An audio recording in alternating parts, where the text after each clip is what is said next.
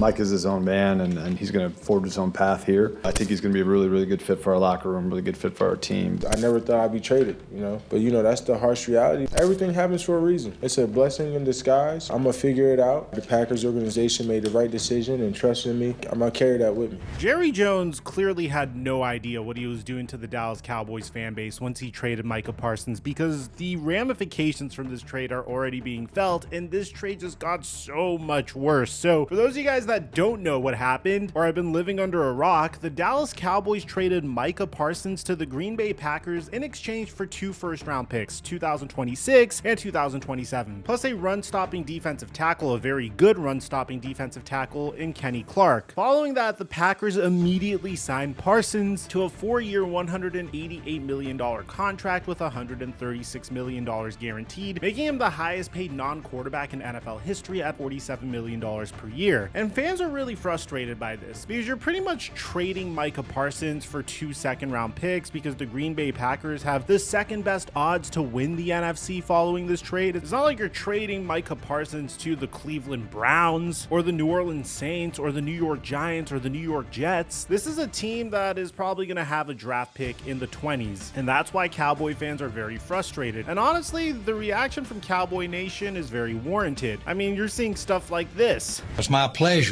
to introduce you to the Dallas Cowboys' newest player. Well, great to have you, and we're going to step up and do. Back in '82, I used to be able to throw a pigskin a quarter mile. Are you serious? I'm dead serious. How much you want to make a bet I can throw a football over the mountains? Yeah.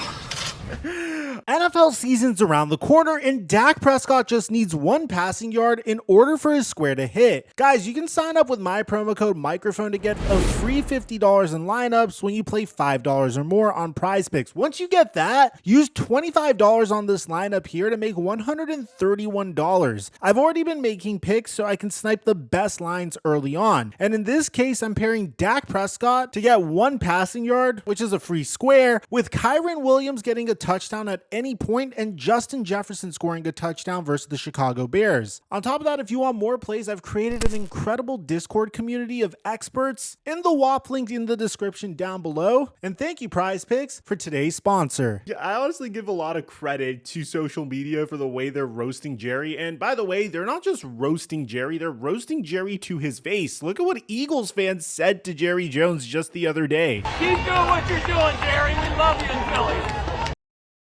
People are saying this trade was a long time coming, and honestly, old Micah Parsons video clips are very frustrating to watch because you can tell this guy really wanted to stay in Dallas even when Jordan Love, his future quarterback, was trying to bring him over. Is there anybody particular around the league that you feel like can make an impact for y'all? The dude sitting right next to me, man. You know what I mean?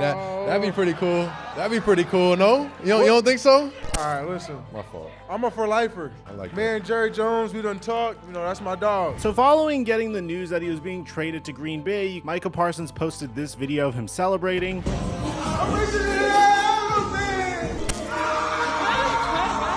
But in his introductory interview, it really seemed like he did not want to leave. I never thought I'd be traded, but that's the harsh reality. I got kids, I got, a house, I got family that all moved down for me. And it's a change, right? I don't know what to expect. I never had seen anything outside of Dallas. And, Dallas is pretty nice itself. I wish things didn't have to be like this. And a lot of this doesn't make sense. I mean, when you ask Cowboys head coach Brian Schottenheimer, yes, the same guy who many people questioned when he got hired, he came out and said that this decision was unanimous. Unanimous. Let that sink in. And by the way, this is a word you're going to hear a lot. It was a unanimous decision to make this deal today? Yes. Who was involved in that process? The representatives of the entire coaching, as well as our entire front office. I really do get huge input and dialogue and opinions from everybody in our organization, and this was unanimous. Could you imagine being a head coach and being okay with trading your best overall player? Hell, I would say that Micah Parsons is easily the best Cowboys player that they've had since the turn of the century. And if you think there's a better player, let me know in the comment section down below. I mean, I guess you could say DeMarcus Ware. So this all comes back to a question of why would the Cowboys do this? And the original original argument was it was a gigantic ego war between Jerry Jones and Micah Parsons, and that's a very reasonable explanation. Jerry Jones is a guy that has a history of making terrible decisions as a result of his feelings getting hurt. I mean, the man fired Jimmy Johnson after 2 back-to-back Super Bowl wins just to prove to him that any head coach could have coached America's team. But I think it goes way, way deeper than this. And trust me, I've been sifting through a lot of insiders that have been giving their takes as to why this could have potentially been a good trade for the Cowboys. I know it sounds crazy, but I applaud Dallas and letting him go and trying to build a culture of team instead of an individual. If they're ever going to be a real contender, they got to get better defensively. Now you say, how do you get better by losing Micah Parsons? I think you're just looking at that, like physically what he does. And I don't necessarily agree with Herb Street over here. There's this like one report that said that the Dallas Cowboys really didn't like Micah Parsons' podcast. It even frustrated Dak Prescott. And don't get me wrong, there's a clip of Malik Hooker even saying this. Mike, my advice would be, we're at work and the run game's terrible, but you're doing a podcast every week and you know the run game is terrible, then what are you really caring about? But that's still not a good enough reason to make a trade that not even Madden would let you make. Meanwhile, Osa Odighizuwa doesn't seem to be that frustrated by this trade. Got a little bit of familiarity with Kenny Clark. What are your thoughts? I'm excited. I know he's a baller, so I know he's going to be able to help our defense a lot. So let's talk about this because I think this is one of the most fascinating trades I've ever seen. I mean, Micah Parsons just got traded to the Green Bay Packers. Wisconsin has a top marginal tax rate of 7.65% for high earners, meaning for someone that's making $47 million per year, that's going to cost Parsons roughly $3.6 million annually in state taxes alone. So over the life of his 4-year deal, we're talking about potentially 14 to 15 million in state taxes that he wouldn't have had to pay in Dallas. But here's the thing, Parsons is still making way more money than he would have with the Cowboys. Even after accounting for Wisconsin state income tax, he's still coming out ahead by about $30 to $35 million over the life of the contract compared to what Dallas was reportedly offering. Sometimes you've got to pay more in taxes when you're making generational wealth. And here's another factor at play here with the tax system. NFL players pay state income tax for every game they play in a state that has income tax. So when Parsons was with the Cowboys, he was already paying state income taxes for road games in places like California, New York, and yes, Wisconsin. The difference now is that he'll be paying Wisconsin taxes for his home games as well. So the argument that Micah Parsons is technically making the same amount of money as he would have with the Dallas Cowboys' $40.5 million contract is definitely not valid here. However, what is valid is the fact that he has mentioned that he was willing to take a pay cut with the Cowboys in the past, and I don't think he's being transparent with us when he says that money wasn't a huge influencing factor in his decision. Clearly it was. I knew from the very beginning that Micah Parsons was going to demand a huge amount of money. I never thought it would get to $47 million. And I'm not saying he's not worth $47 million, because if there is a player that is good enough to reset the market at that position, it's Parsons. But you got to think about it, guys. Before the offseason, the highest paid edge rusher was getting paid $35 million a year. Myles Garrett came out and reset that at 40, which was already crazy, and then Micah Parsons came out and reset that at 47. So in my previous video, I did do a brief history lesson of other superstars that have been traded, and it's something that you just simply don't see. I mean, you have the Las Vegas Raiders trading Khalil Mack to the Chicago Bears for 2 first-round picks, a 3rd-round pick, and a 6th-round pick. The Bears then reset the market with Khalil Mack, signing him to a 6-year, $141 million deal. It made him the highest paid defensive player in history at the time, but unfortunately, Mack didn't have a lot of success with the Bears. The Bears went 12-4 in 2018, won the NFC North, made the playoffs, but they never got past the wild card round when Mack was a member of the Bears. But at the same time, it's not like the Raiders did that much better. They won 4-12 the season after trading Mack, and those first-round picks, they didn't really do much. Then there's Darrelle Revis, which I don't really think is a great example. The Jets traded Revis to Tampa Bay in 2013 for a 1st-round pick and a conditional 4th-round pick. The Bucs then gave him a 6-year, $96 million contract, but none of it was guaranteed. After 1 season in Tampa Bay, they released him. He signed with the Patriots for $12 million, and then he won a Super Bowl. Probably the best case scenario here would probably be what happened with Jalen Ramsey and the Rams. The Jags sent Jalen Ramsey to the Los Angeles Rams for 2 first-round picks. Those 2 first-round picks turned into Kalavion Kason and Travis Etienne. Both didn't really amount to much, and the Rams won a Super Bowl. A lot of fans like to say that whenever a superstar gets traded for draft picks, historically, the team that gets the picks usually makes out as the big winner. But this isn't like when the Seattle Seahawks traded Russell Wilson to the Denver Broncos. I mean, I don't see Micah Parsons going to the Green Bay Packers and completely sabotaging that franchise, resulting in the Cowboys getting multiple top 10 picks as a result of it. I mean, I think the best case scenario here would be similar to what happened with the Miami Dolphins when they traded the number 3 pick to the San Francisco 49ers for Trey Lance. But even then, those were like middle of the road picks. It definitely helped the Dolphins, but even the Miami Dolphins haven't experienced a lot of success as a result of those picks. So again, there's no black and white answer to how this is going to help the Dallas Cowboys. But what I do know is statistically, the Green Bay Packers did just become legitimate Super Bowl contenders overnight. Their odds jumped from plus 2,200 to plus 1,300. They're now the favorites to win the NFC North. And Cowboy fans that are trying to cope with this are going to say that Jordan Love isn't a great quarterback, but Jordan Love showed flashes of brilliance in his first 2 seasons as the full-time starter of the Green Bay Packers. He has great run support, and now he has a suffocating defense. The Packers defense ranked 8th in sacks last year under their coordinator Jeff Hafley, and now they added Micah Parsons to the mix. Next to Rashawn Gary and Quay Walker, they have Lucas Van Ness that's literally a second-string rotational linebacker now. I mean, it's kind of insane.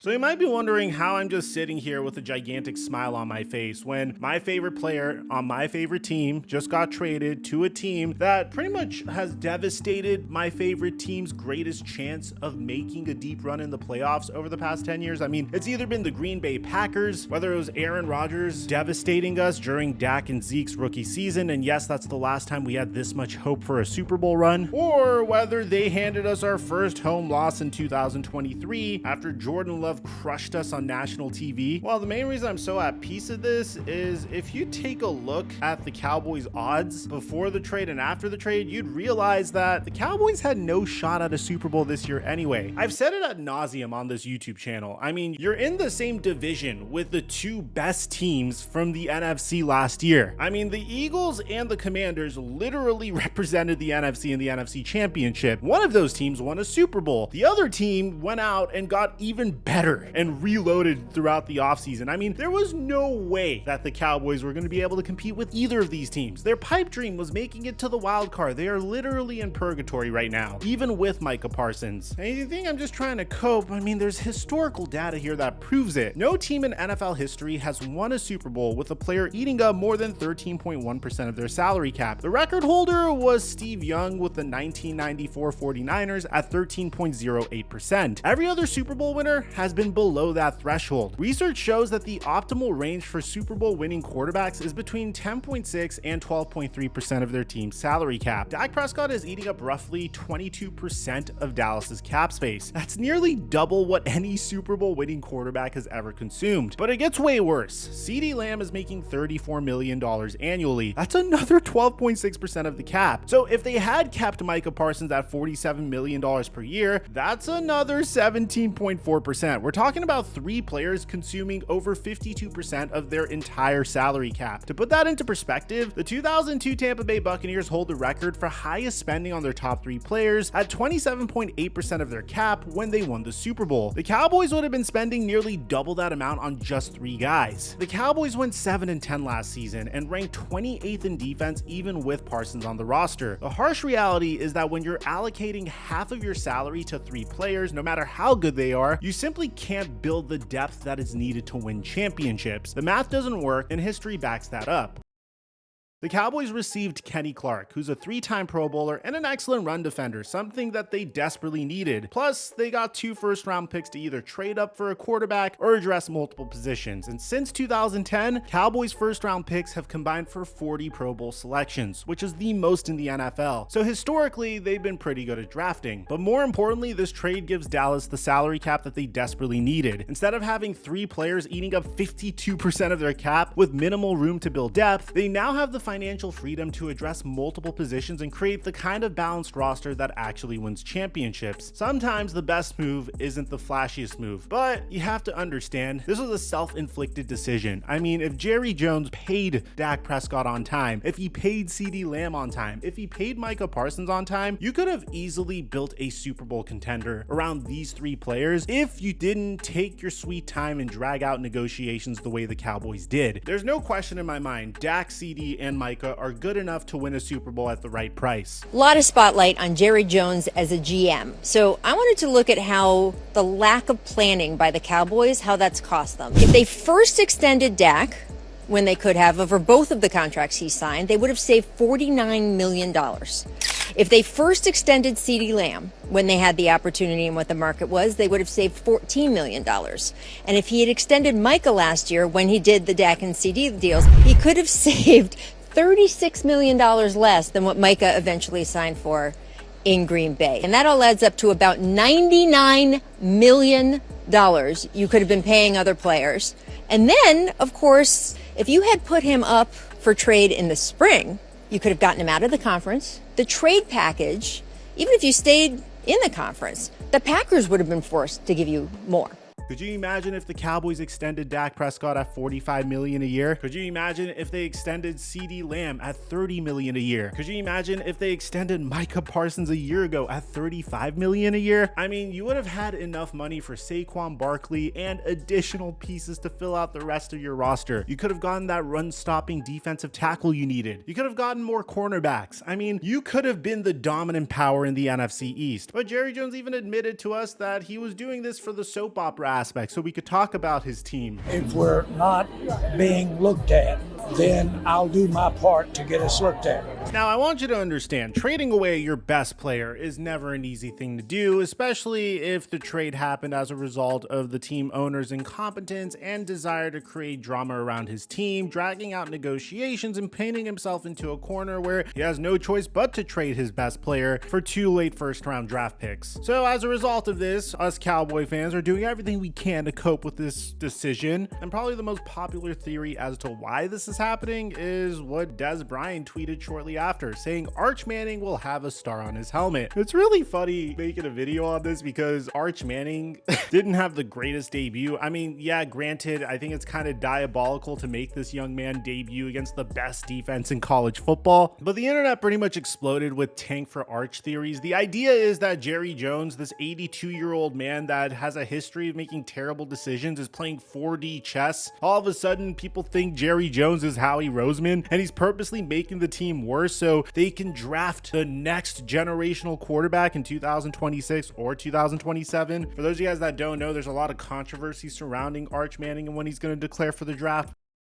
And here's where things get really interesting. Jerry Jones has lately shown how he's felt about Dak Prescott. I mean, look at the way he reacted following the Cowboys trade for Joe Milton. Jerry literally said, "I have to pinch myself that we got him." I mean, who talks like that about a backup quarterback who completed 17 of 29 passes in his preseason debut? Jones went on to say that, "I'm just excited that we had a chance to get him, and he hasn't let us down. Every day we're more encouraged by what we're seeing." This is the same owner who just paid Dak Prescott $240 million, yet he's talking about his backup like he's found the next Patrick Mahomes in a discount bin. But here's the really telling part. Jerry has been dropping not so subtle hints about buyer's remorse with Dak's contract. When discussing guaranteed money with Parsons, Jerry brought up Prescott specifically. I remember signing a player for the highest paid at the position in the league, and he got knocked out 2/3 of the year. So he's talking about his $60 million quarterback like he's talking like a bad investment. ESPN even reported that the Cowboys have buyer's remorse on some of their deals because of injuries, and specifically mentioned Prescott's situation. So Jerry pretty much thought that Micah Parsons could be Dak Prescott 2.0 because Micah's been dealing with some back tightness, which apparently is okay according to Micah. So some fans are speculating that maybe this Parsons trade isn't just about horrible salary cap management. Maybe it's Jerry sending a message to everyone in that building. Maybe he's tired of paying premium prices for a team that can't get past the divisional round. Maybe he's ready to to blow it all up and start it over with a young quarterback who won't cost him $60 million a year. The math actually works out pretty well for this theory. The Cowboys now have 4 first-round picks over the next 2 years. If they're bad enough in 2025, which apparently they should be, because after this trade, Vegas dropped them from 7.5 wins this year to 6.5 wins this year, which should also go to show that even Micah Parsons on this team wouldn't really help them very much. So if the Cowboys are bad enough in 2025, they could package some of those picks to trade up for a quarterback. But at the same time, tank strategies in the NFL rarely ever work. I mean, the Jacksonville Jaguars won the Trevor Lawrence sweepstakes, and that didn't really work out too well for them. The Chicago Bears had the opportunity to draft Caleb Williams, and the quarterback taken after him was clearly the better QB. The Carolina Panthers traded up to the #1 pick for Bryce Young, and so far it seems like the quarterback that went after Bryce Young was the better QB. So I don't necessarily know how good of a strategy it is. At the end of the day, historically, whenever a quarterback is plugged into a situation with a good head coaching staff and a solid supporting cast, they tend to do fairly well. And I think it's too early to judge Caleb Williams, because I think this year is his best year to prove that he was the best quarterback in the NFL draft after getting Ben Johnson to be his new head coach. But that's a different conversation for a different day. Let's talk about what this does to the Cowboys defense currently, because it's not pretty. They were already 28th in defense last year with Parsons. Now they're losing their best pass rusher and asking guys like Dante Fowler Jr., Marshawn Nealon, and Sam Williams to pick up the slack. Speaking of which, I don't know if you guys heard, Sam Williams recently got in trouble for speeding, and this is how Jerry Jones reacted to that. What was he going, 66?